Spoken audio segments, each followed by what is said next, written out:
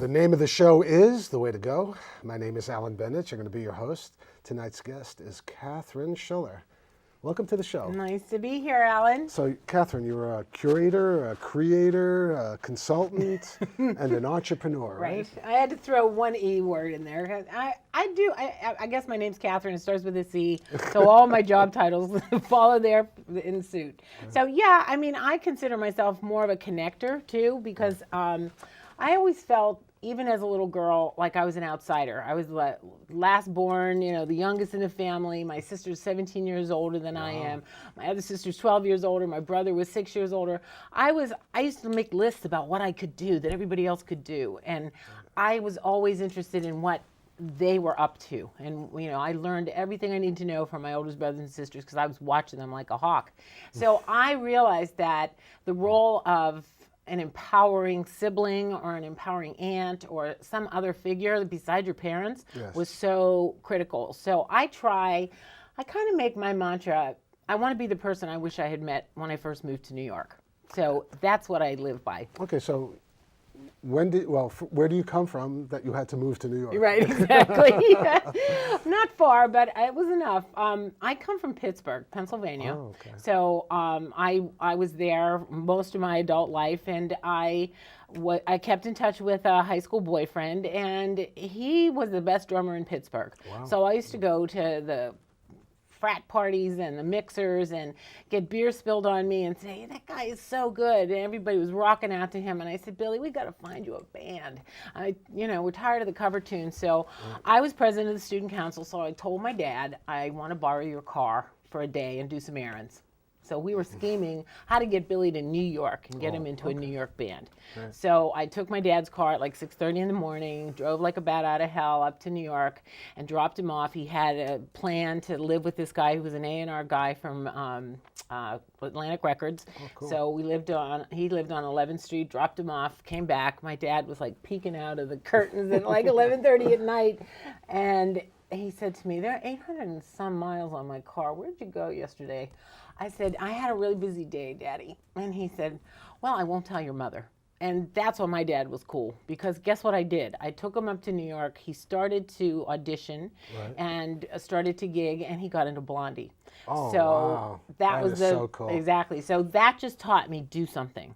Do something for somebody else or for yourself. It'll always wind up being for the best. And so he was in the band about 3 years, but his mother was this alcoholic social climber, and she wanted her son to be a doctor, a lawyer, or maybe he was retarded, an engineer. Right. So, he listened to her, and I kept saying, Billy, this is something's happening. Right. I could feel the Ramones, Patti Smith. It was like a scene. I thought I wanted to come to. I remember it. Right. I wanted to come to New York during the Allen Ginsberg days and the Beatnik days. This was my Beatnik days. Right. This was exactly what I wanted to come and do, and it was exciting. And and I wasn't just the drummer's girlfriend. It was like I looked like Debbie, and she wanted me in the band, and it was just this exciting time. Yes, CBGBs. Max's Kansas City. I used to hang out at Max's. Exactly, with those chickpeas and Mickey. It was great. And going Hilly upstairs, right? Yep, and Debbie was a waitress there, so it was just a scene. It was a scene. So he stayed in it for about 3 years, but he never really he was great. He committed to it, but it didn't happen fast enough. I'm like, stick with it, Billy. Debbie's looking at me like talk some sense into him. So his mother won, and he went back to Pittsburgh, but I stayed. So what did he become? So he went back and became an engineer. Oh. He became a chemical engineer, and then he retired early, and he joined a couple bands, and then he had a stroke last year, and he died. So I feel so bad about that story. Right. It's not like a happy ending for him because he was still a great drummer, and he enjoyed that more than anything. But he was there at the time. Right. I mean, I just remember that time so vividly. I even though a lot of people can't remember anything that happened during that Right, time. I know. And I was like the first person in the audience to see the Ramones. And I said, oh, they're horrible. And then David Bowie came the next night and said, this is the next big thing. And I said, well, if Ziggy Stardust thinks it's a big thing, I better pay attention.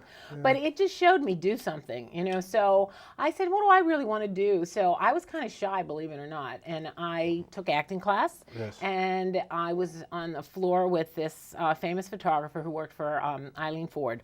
And he said, you should model. And I said, okay. So he put my book together. So I went over to Ford, sat there waiting for everyone to evaluate me. And she came out, she looked through the book. She goes, you're too heavy. Lose 70 pounds and come back.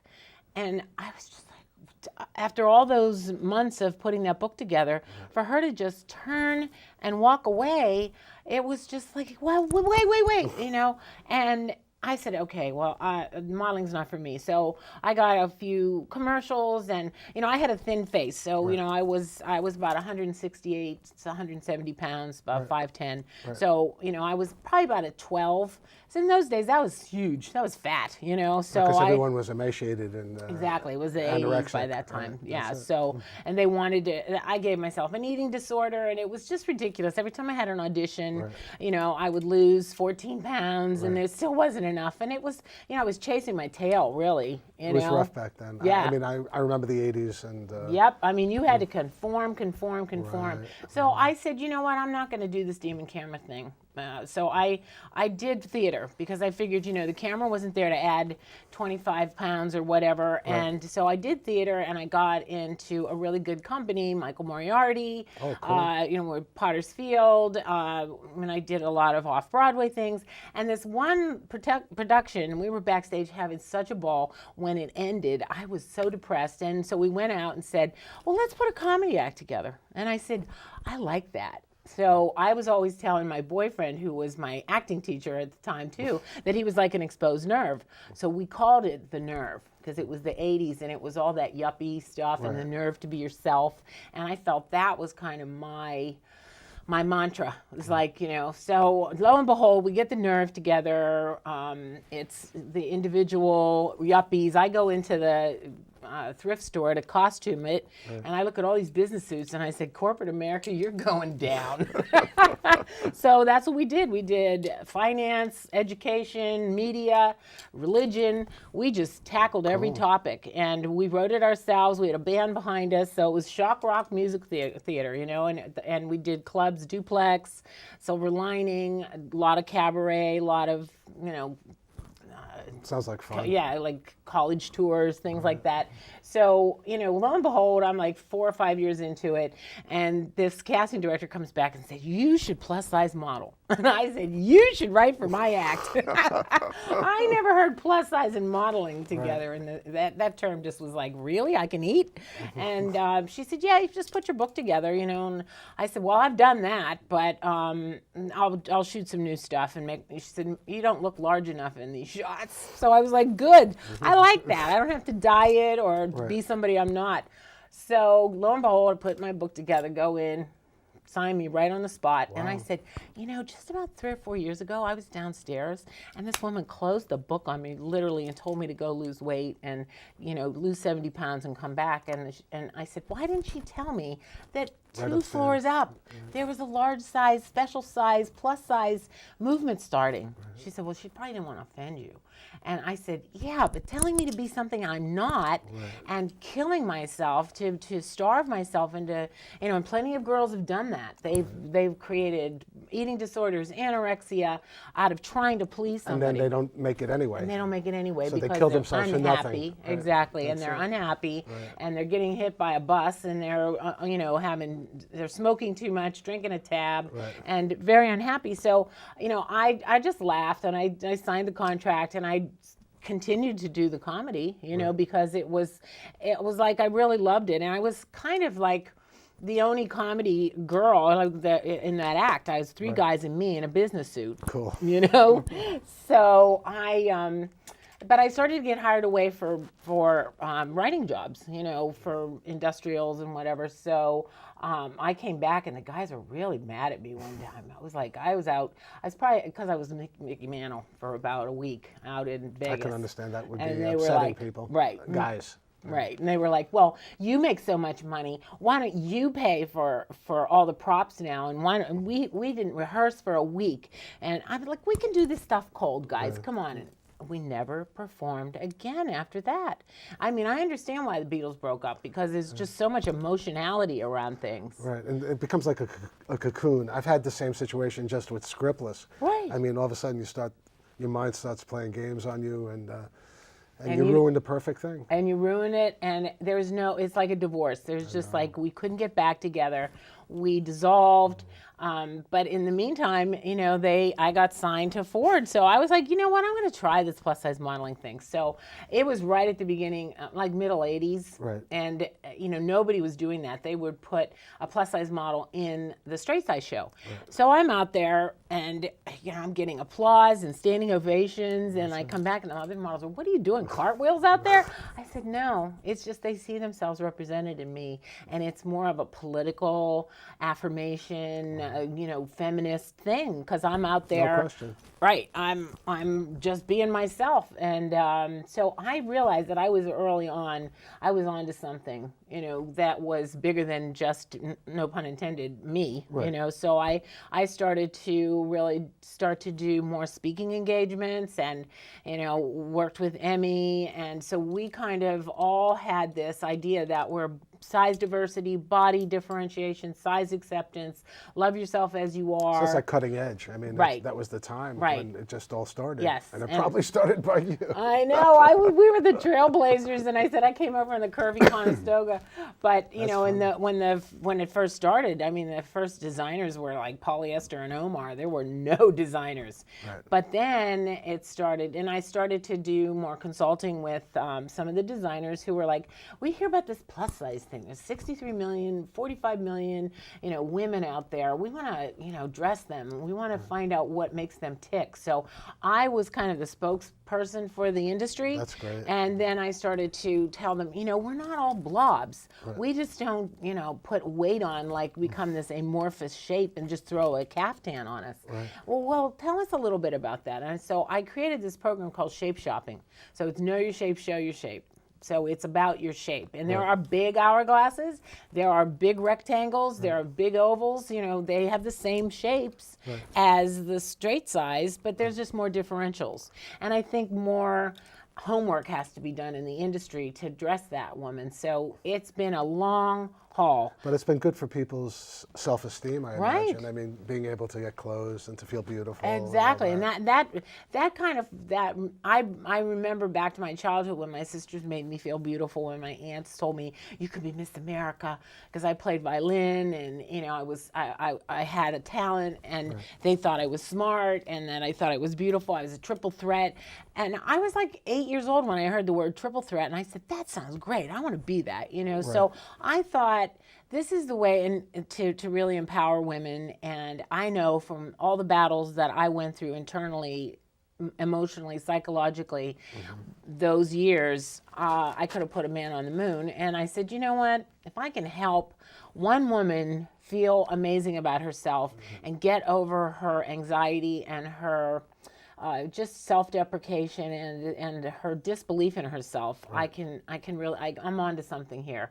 And that became the door that I went through, and I'm still coming through that door in everything I do. So and talking about everything you do, how have you, taken that, mentality and put it into action? Right. I think I did it by example, because I think that if you're confident in yourself, others gravitate towards it and they invite you into their realm because they know that you can handle anything. I can handle any. I was modeling and people were saying, "Get me a pair of fat pants," and I'm like, "Yeah, I'm deaf too," So I mean, you just use your sense of humor and you let them know, look, it's not a big pedestal that I'm up on with a soapbox and just saying you have to do this and women's rights. And I did it by example, and I wanted to say that this woman, if she looks good and feels good and she puts herself together, the world will judge her by that, because everybody thinks we're out of control. But you've taken those ideas and actually put them into action. You have a career, several careers, Right, right? right. So the first thing I did was I created Shape Shopping. So I had a line of clothes on QVC, Right. and it's 0 to 22. Were you on TV? Uh-huh, Oh, on that's cool. QVC. That's So I great. had Shape Shopping. I did a line of clothing that was, about your contours and about know your shape, show your shape. Right. So, the things that I brought to the industry were, there was a magazine called Mode. So I did Mode on the Road. I took the pages of that magazine. It was a Vogue executed plus size magazine. Cool. And I went into department stores and did talks and seminars and really talked about the fact that this woman has arrived. This is you. And everybody, the truth be known, most of the subscriptions were sold to husbands, fathers, brothers, uncles that wanted her to feel good about herself. They were like, tell her she's beautiful. She doesn't know she's beautiful, and we love her so much. And I said, we're our own worst enemies. We don't realize what we say to ourselves and the tapes we have running in our head. So it became like my mission in a way to make people feel good about themselves no matter what stage of the game they were in. Right. So, I kind of made that a platform, and that's been, as I said, my through line. I was probably about 10 years ago, I was judging a pageant, and I was there with Luther Vandross's personal assistant, Max Zadek, and he started talking, and I said, I do plus size stuff, and he said, well, I have this charity I'm starting in Luther's honor called Divabetic, and it's Be a Diva About Your Diabetes, because Luther died of a diabetic stroke, and I want you to come on board and be our image and style advisor. And I thought, fashion and diabetes, wow. And then I started to look at the actual statistics. 80% of women living with diabetes are plus size. Right. So it gave me a health speech that I could do then, because I'm in the Plus Enough Club. I'm not, come on girls, get as big as you want, we got clothes for you. Right. That's not what I preach. Plus enough. I like that. All right. That's a good one. All right. I really believe in, being healthy. I bike around town. I watch what I eat. I try and eat regularly and healthy, and I don't go for the, the first thing that's there. Right. So it's conscious eating. It's like be a better eater, you don't have to be a perfect eater, but just I be like aware. plus enough. I really, Yeah. I think that's a really good say. And it's the club I'm in, because I don't want to, and I don't want to enable people. It's almost like an alcoholic. I don't want to tell them, oh, come on, yeah, you're fine. I can love you at 500 pounds, believe me, but your body, you can tell me your A1C is fine, that your triglycerides are fine, that your blood pressure is fine. You're 27. Right. When you get to be 57, it's going to be a different story. No, I hear you. I understand. And Believe it me, will. I know that. I know what happens to bodies when you get older. Exactly. So, I'm very aware of that. I'm not so preachy about it, but believe me, the Divabetic charity outreach has given me a lot. And my mantra is glamour fearless. So that's what I do. Glamour fearless. Do you know your little black dress? Because every diva, we teach women to be divas about their diabetes. Every diva needs a black dress, so I do a fashion show on a black dress. It's going to be Bring Back the 80s in November 12th, because it's the 35th anniversary since Never Too Much was released from Luther Vandross. Cool. So Sony and Thomas Jefferson Hospital in Philadelphia, where he's got a huge following still. Right. So we're doing this 80s fashion show. So it's not your grandmother's diabetes, in other words. It's a lot of fun. It's fashionable. I created this character called Aida Romaine, and she's this big giant lettuce, vegetable lady. Cute. And she goes, honey, I have put the crude and crudité. So she's a wisecrack, Mae West meets Carmen Miranda as a vegetable. Have you seen changes in people because of your interaction? Oh with yeah, them? oh yeah. And how rewarding is that? It's very rewarding, and it tells me I'm doing the right thing. It's like validating more than rewarding. It's a validation, and Max and I constantly are thinking up ways to make sugar the enemy in a way. Sugar's the bitch, not me. That's what we say. So Divabetic has been a great creative release for me too, because I can put my writing creativity and my acting and my modeling and my image consulting and all that into the pot. And I'm writing this script now called Let Us Get Along with Aida and her arch nemesis, Ivana Iceberg. So, That's cute. Rudy Bega is like the National Lettuce Association is in trouble. So, I'm going to do that as almost like a children's thing because diabetes really starts in the home. That's why we call it DIVA, because women make the decisions about eating. But if kids start asking, Brussels sprouts, I would like Brussels sprouts, Mom, like they need to know that there's something other than fast foods and chicken McNuggets and all that to eat. Yeah, juvenile diabetes is a tremendous... And children are getting younger and younger, and they're younger and younger with their diabetes onset. And, Michelle Obama has that whole workout thing. So, we've gotten a lot of kudos from, the various groups. And even, Bloomberg with the soda ban, I've had more conversations with people and they're like, that's taking away my rights. I'm like, no, it's taking away your rights to give you that much sugar that keeps you addicted. It's true. the biggest addiction in this country But is he sugar. definitely got a lot of flack from that. Yes, he did, because it was, don't tell me what to eat. And it's a very double slippery edge sword. And I know it now because I've gotten into those conversations with people. And it's like, they do it to us. They put additives in our food that keep us unhealthy. And that's a whole nother conversation. Also, like Starbucks. Why does everyone drink Starbucks? There's stuff in that. I know the marketing director. That's what I'm saying. I mean, it has to be addictive. Yeah. There's no question. She said, I'm convinced that, it's probably because it's Charbucks, not Starbucks, but it's burnt beans. So there's actually a higher concentration of caffeine in there. So they get you it's with like that legal caffeine. speed freaks. It's, Right. And the kid keeps you addicted. So, and that's just good for business. But they don't have a gun to your head, as long as... Well, neither do dealers. I know. You can unplug from the matrix at any time, That's and just, you have, we always say, I have diabetes, it doesn't have me. It doesn't control me. We're talking about diabetes management. It's not diabetes control. You are the keeper of your health, and what do you want to do with it? Nothing tastes as good as having your toes attached to your body.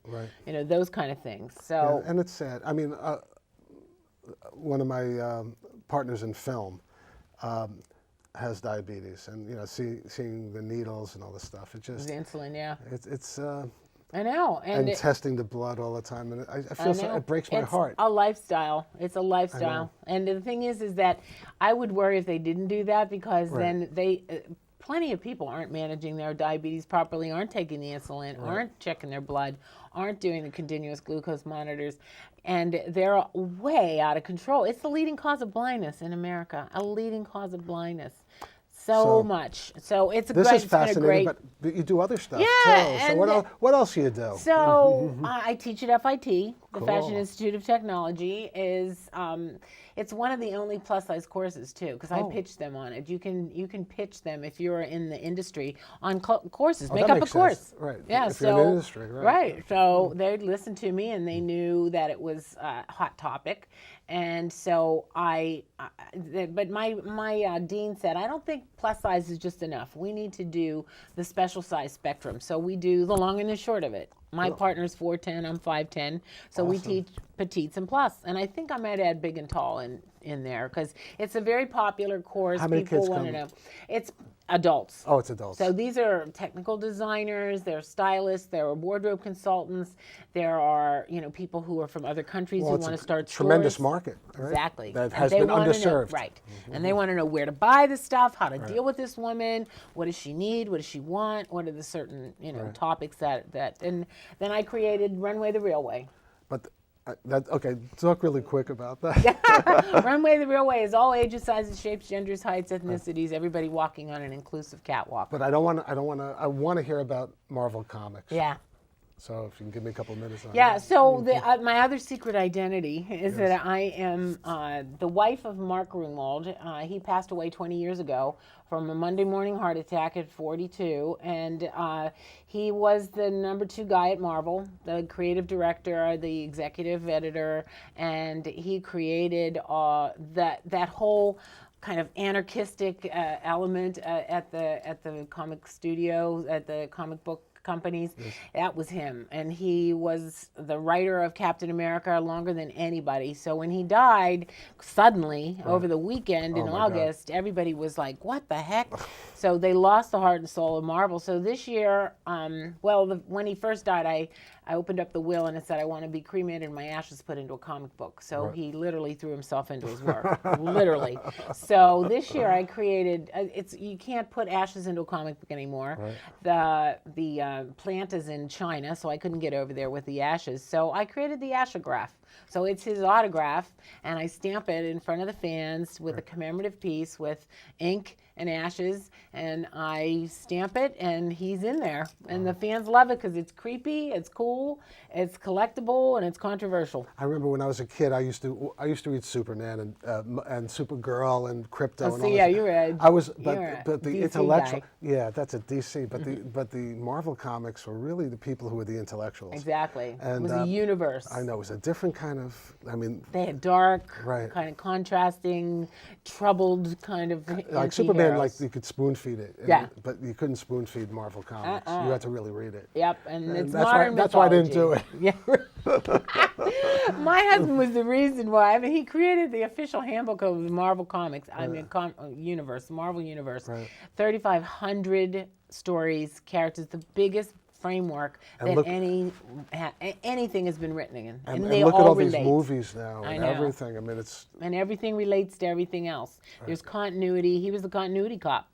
He was the encyclopedia of Marvel Comics. Wow. And when they lost him, they lost a lot. So I'm doing a lot to keep his legacy alive. And it's pretty easy because the fans are super curious about the old days. And he used to work with Stan Lee and yep. all the guys, right? Yep. He was so happy when Stan knew his name. That was his childhood hero. That was his hero as a kid. And Stan is such a great guy. I just saw him at Comic-Con and we had some time together. Right. And he was like signing all these. He was signing the tribute poster and said, "So how is Mark?" I said, "Stan, you're signing his tribute poster." And he went, "Oh God, I am 93." But it must have, I mean, it's tough to go on when you lose someone. Right? Oh, I know. And I think he made it easy because of all that, the hoopla around the ashes into the comic book, and I had to do that, so it kept me distracted, but he was always writing about parallel universes and alternate realities. What was it like being with him? I know what Mrs. Beethoven must have gone through. I mean, we all got in a car accident trying to think up an inventive script idea. And bam, we plowed into the back of this guy. Oh God! I said, yeah. So that was pretty much, I was helpful in that respect. I got to tell you, shows usually go like that only if they're really good shows. But there's only one thing left to say. I got it. That's a wrap. Okay, Good night, folks. We're out of here.